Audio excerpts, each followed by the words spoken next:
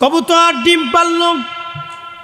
কবুতর ডিম পারার কারণে এরপরে মাকড়সা আসলো। মাকড়সা এসে একবারে গুহার সামনে জাল বুনাইয়া একবারে ঘিরে ফেলে দিল।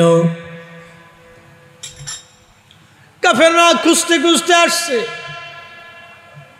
খুঁজতে খুঁজতে এসে দেখতেছে একবারে জাবালে সৌরের পাশে, গুহার পাশে তারা খুঁজতে খুঁজতে আসছে।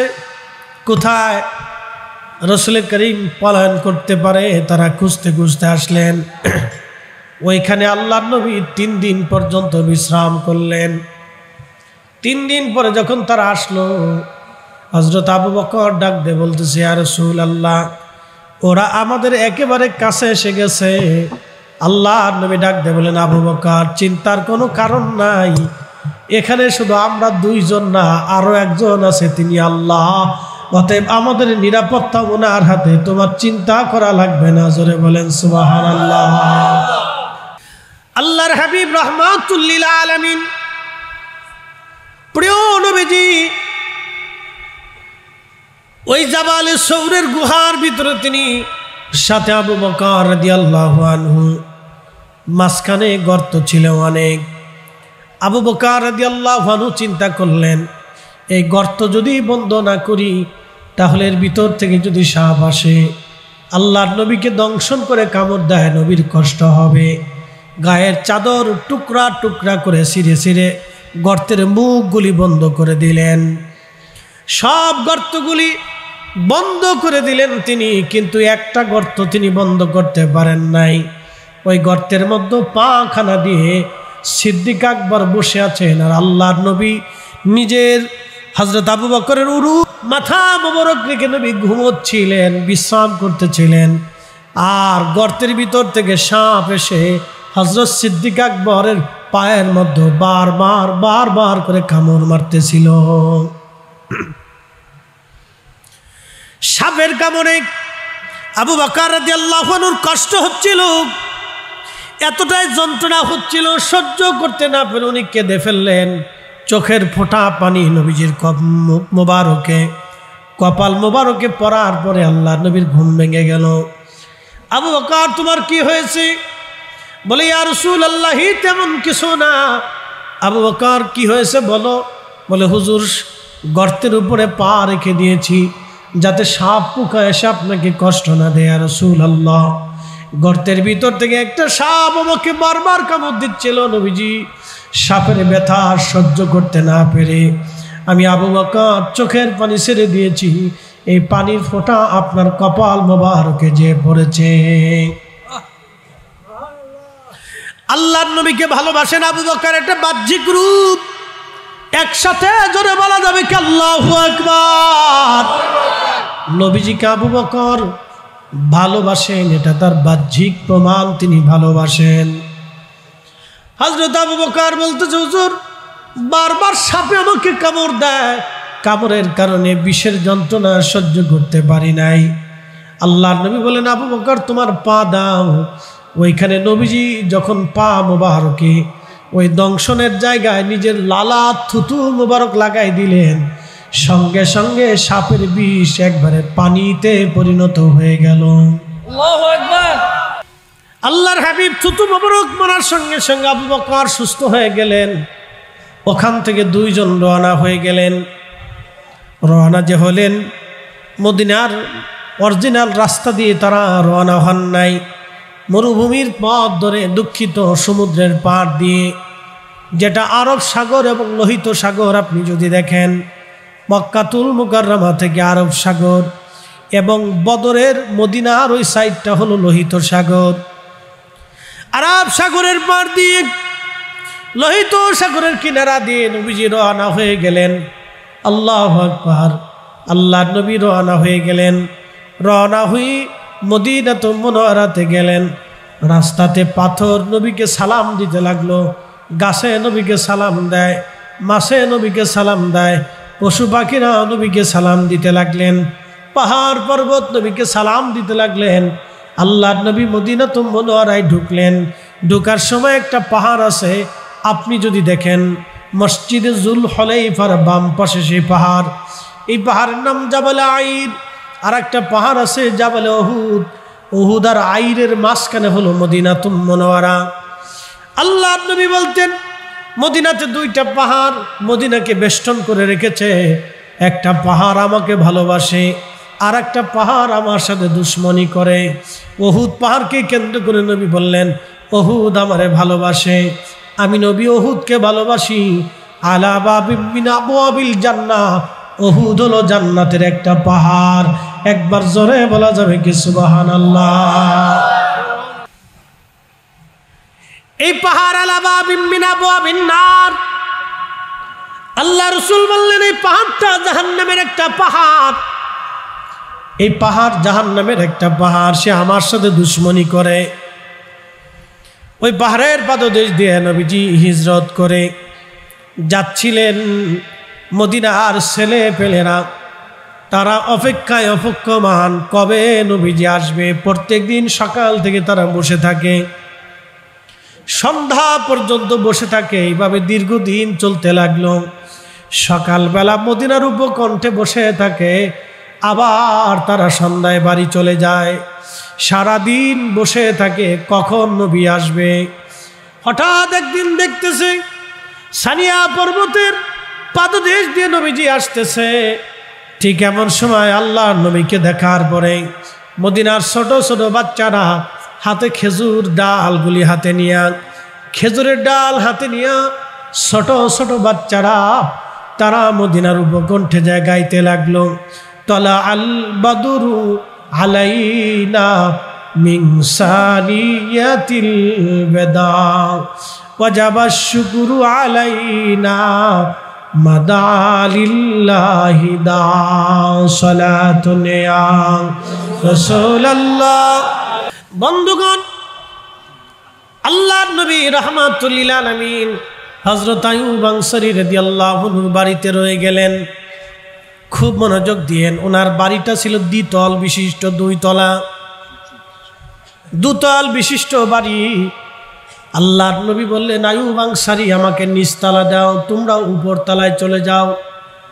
খুব মনোযোগ দিয়েন। আইয়ুব আনসারীকে নবীজি উপর তলায় পাঠায় দিলেন। কিন্তু উপর তলায় যাওয়ার পরে আইয়ুব আনসারী আর ঘুমাইতে পারে না। রাহমাতুল লিল আলামিনকে তিনি কি করে নিচতলায় দিয়ে উপর তলায় তিনি থাকবে? একসাথে বলবেন আল্লাহু আকবার।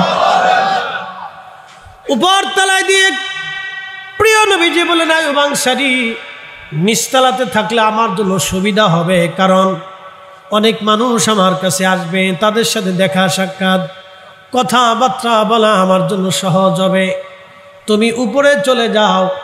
আইয়ুব আনসারী রাদিয়াল্লাহু আনহু উপরে গেলেন বটে, কিন্তু রাত আর ঘুম আসে না।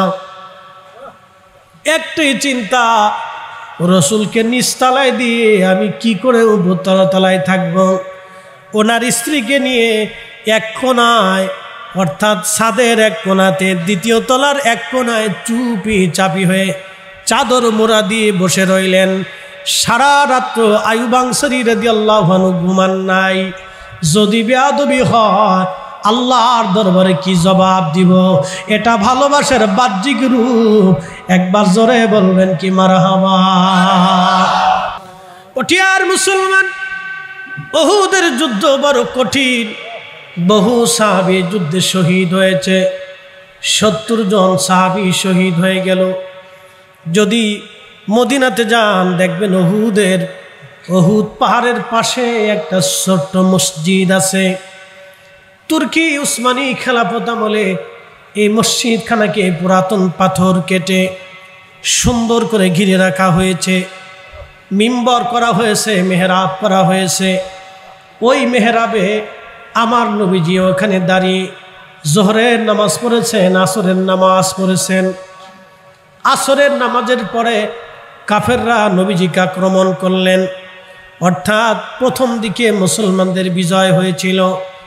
একটা ছোট্ট গিরিপথ ছিল, এই গিরিপথ দিয়ে আল্লাহর নবী 50 জন তীরন্দাজকে বসিয়ে রাখলেন। নবীজি বললেন যুদ্ধে জয় হোক অথবা পরাজয় হোক, তোমরা এইখানে বসে থাকবা, যত সময় আমি নির্দেশ না দিই এখান থেকে তোমরা আসবা না। কিন্তু প্রাথমিক যুদ্ধের বিজয় দেখে ওই সাহাবীরা দৌড়ে এসে গনিমতের মাল, তিনারা গনিমতের মাল নেওয়ার জন্য ব্যতিব্যস্ত হয়ে গেলেন। খালিদ বিন ওয়ালিদ যদিও তিনি ইসলামের একজন বীর মুজাহিদ ছিলেন, বিরাট বড় বীর যোদ্ধা, ইসলামের এমন একজন জেনারেল, কোনো মা আর কোনো দিন জন্ম দিতে পারবে না। খালিদ বিন ওয়ালিদ তখনও কালেমা পড়ে মুসলমান হন নাই। তিনি পিছনে রাস্তা দিয়ে সেনাবাহিনী নিয়ে একদল সৈন্য, অশ্বারোহী সৈন্য নিয়ে তিনি ওই গিরিপথ দিয়ে মুসলমানদেরকে আবার হামলা করলেন।